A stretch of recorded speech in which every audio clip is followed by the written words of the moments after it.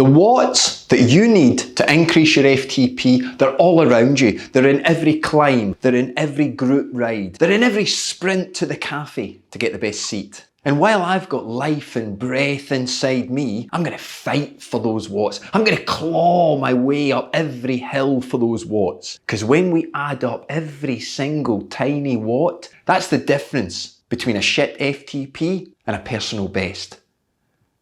That's the difference between living and dying. Oh, don't swear. There's no dying. Okay, it's not the 1980s, so there's no dying. A little bit too much Al Pacino. Scottish Al Pacino, you think so? Thank you. Roll intro.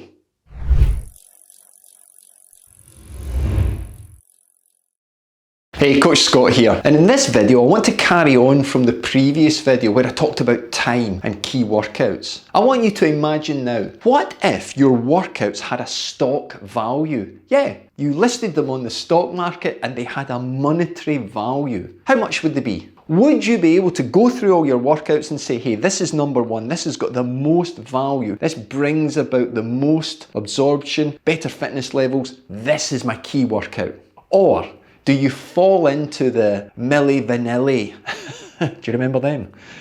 Group, vanilla I mean, bland. Every workout is the same. Now I'm old enough to remember having a medium wave, long wave radio and used to have to dial and turn it in. Bigger channels, you had a small frequency you could find. Is that like your workouts? That they're all pretty much the same. There is no real difference. Sure, you think you're working hard, that you're punching and you're pushing and you're sweating, but you're falling foul of the trap of thinking every workout's got to be as hard as the previous one. Every workout has got signatures that need signing. And what I mean by that is those voices that you think you're presenting to. Not yourself, not looking in the mirror and being honest and saying, have I progressed today? Did I make a difference in my key workout? Did I make a difference in my aerobic building workout? Because too many riders are falling into the trap of being motivated, sure, accomplishing lots of workouts, sure, but having no range of intensity between all their workouts. So you need to change that. So start thinking about, wow, if there was a fire, what workout would I run in and take first? Well, I'd take my bike first, Coach. Well, yeah, you'd take your kids and family and wife and that, wouldn't you, first? Of course you would. Of course I would. Now, think about those workouts you're doing. So here's a really good tip to follow when you're looking to try and build a key workout. Because you've got to remember that your body is incredibly resilient. It has got the best firewall, okay, in the world. It's resisting change. So you've got to work super hard. I want you thinking about the hard workouts. Label them hospital. I mean, you're going to need hospital treatment because you're going to cause so much trauma. Now, I don't mean falling off your bike. I mean working hard. And the easier workouts, they're holiday. Hospital versus holiday. That's quite nice, Coach. That might be a t-shirt. Yeah, you like that? That's how you think. So the harder workouts, why not start by making them really short? 20, 30, 40 minutes. Super easy. You're going to make sure you're working at zone 5, VO2 max and above. You haven't got a power meter? Doesn't matter. Just get your head down and your ass in the air and work. And follow this formula. You do 1 minute with 2 minutes off. You do as many as you can. And you're going to increase the intensity by doing more efforts. You just go as hard as you can for that minute. Ramp it up for the first few so that you're really accomplishing a full warm-up. Do it until you've hit 40 minutes. Then what you want to do is to take a minute as your long point and then maybe work from 20 seconds, 30 seconds, 40 seconds up to a minute and then get the ratio of 1 to 1. So if you do 30 seconds on, you get 30 seconds off. Boom, I'm going to do maybe 5 of them, Coach. Then I'll have 2 minutes off. Do another 5. Then you're going to work up to doing 1 part work, half part recovery. So it may be 40 seconds on, 20 seconds off. Boom, boom, boom. I'll do 5 of them and then have 1 or 2 minutes off. Then I'll repeat and I'll accomplish as many as I can inside my 40 minutes. You can do these outdoors or indoors. And by having that short time period, you're therefore able to focus your mindset on the finish line.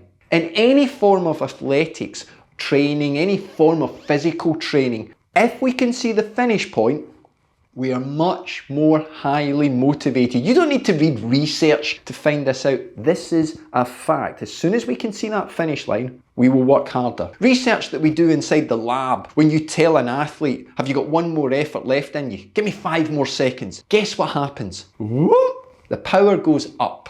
Do you like that little stupid noise? The power goes up. You can find something when you really want it. And let's be honest, your life doesn't depend on it, finding that extra power, but it's there. So you need to really dig deep and find a new level of motivation for these key workouts. But keep them short. They really will punch through the level that your body is stuck at. And then for the rest of the rides, all you're going to do is spin. You're going to stick in zone 2, maybe with a couple of zone 3, but you're going to stay under threshold. And you're going to measure that with a heart rate, not a power. You're going to measure your internal metrics, not your output. Your power will help you, but power numbers are going to be pretty irrelevant for a period of time to start with if you're new to using power. But use your heart rate, because your heart rate is going to indicate what level you're working at internally. And that's where the magic happens, okay? The next rule I want you to follow is how you create a connection. I'm talking about a physical and emotional connection with the workouts, with all of your workouts. I don't want you just going through the motions and letting it happen. You've got to make it happen. Far too often, if we have no connection, you become demotivated. Oh, do I need to go out? It's raining, it's wet. Oh, do I need to go indoors? It's so boring. Don't be a fanny, okay? There's no point. Why are you bothering training? You need to make this connection. You need to work at this, okay? It doesn't just happen. So your key workout, let's say Tuesday, 6 o'clock, key workout number 1, and then I'm going to do Saturday, 12 o'clock, key workout number 2. These are both going to be 40 minutes long. I'm going to do this, I'm going to do it. You plan ahead, but then you get excited. Yeah, key workout. I'm really going to push those numbers. I'm going to hit a new minute peak. Great.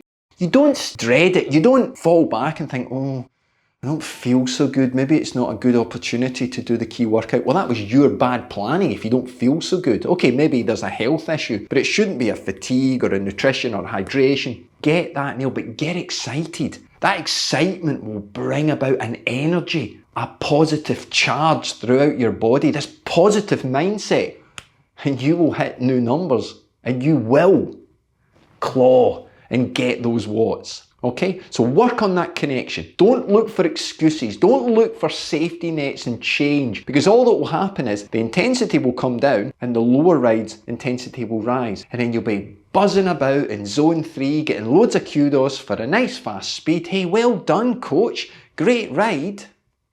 Piss off. It's all the same. We need to dial into high intensity, low intensity, okay? And the last thing I'd like to say is consistency. Yeah, people say it, but it's so true. Even if you can keep those key workouts consistently on the same day, your body will get into a routine and it will be easier for you to progress them. Progress them how far? Maybe 2 or 3 weeks, then switch them off. But even in your easy week, maybe drop your key workouts to just 1. Maybe go 50-70% of the time you would normally do on the last one. It's not going to over fatigue you because your key workout's short. You've got 90 minutes to 2 hours of fuel already in your body. Use it up, okay? But come on, make the connection. Understand that you've got to get excited. And remember, the best workout, the workout that's going to take your fitness to the next level, is the workout you can recover from. Now, I know that sounds a little bit flippant, but you've got to recover from every workout. Far too often people have got the slow, steady, long rides nailed, they're doing them right, but they're not fueling properly afterwards from them because they don't think they're really impacting on their system. They are, I promise you. Hey, don't forget, I've got a private club now that you can be a member of. It's inside Patreon and you're going to get content almost daily now. There's so much that I'm sharing in there. And of course, the Coach Q&A every month is in there where you get a chance to interact with me live on Zoom. Yes, I'll speak a little bit slower and try not to get too Scottish, but it's all good fun. You can find a link for that in the description. Hey, in my book, at the time of producing this video, wow, I wonder if people watch it in a year or 2 and I've got 2 or 3 books out. The first book's nearly ready. Keep following me. Oh, you might want to subscribe and hit notifications and then get first shout and get that discount on the first edition of the book.